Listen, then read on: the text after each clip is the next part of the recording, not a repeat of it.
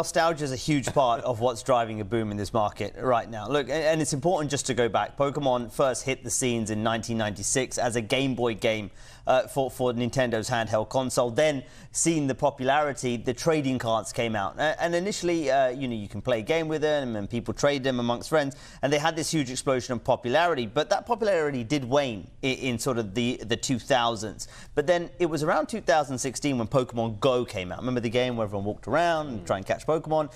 We saw a big interest back into the market. Then the Nintendo Switch came out with some new Pokemon games, and that brought more people into the market. And this year is the 30th anniversary of Pokemon, and so there is even more nostalgia, even more craziness about this market right now. There's queues, high resale prices, shortages as well. And I'll just give you a story. I mean, Smith's is a big toy store here in the UK. I remember for market research and for personal purposes, I lined up about 45 minutes before the store opened. There are already at least 100 people in line for a new restock that day. Now, all of those people, including myself, didn't get any stock.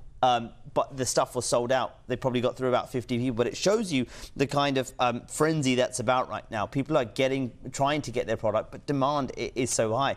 And there's two issues in the market. One is scalpers. These are people who are really trying to get as much stock as they can to resell at very high prices. The other one is online stores are dealing with a huge influx of bots buying up a lot of product. But one of the things that's also driving the market is these very high-profile sales of cards. There was recently a Pokemon card sold by Logan Paul, the influencer, for $16 million.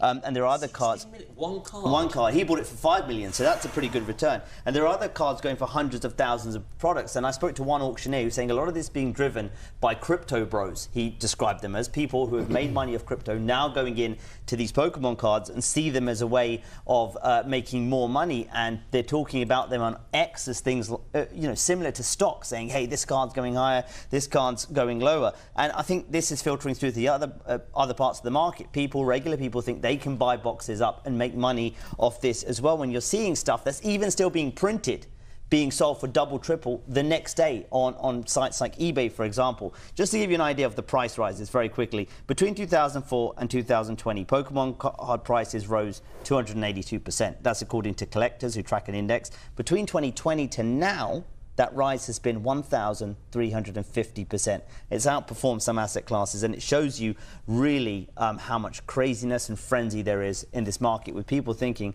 maybe, just maybe, they might be able to get the next card that's going to sell for millions of dollars. OK, there's so much to talk about, but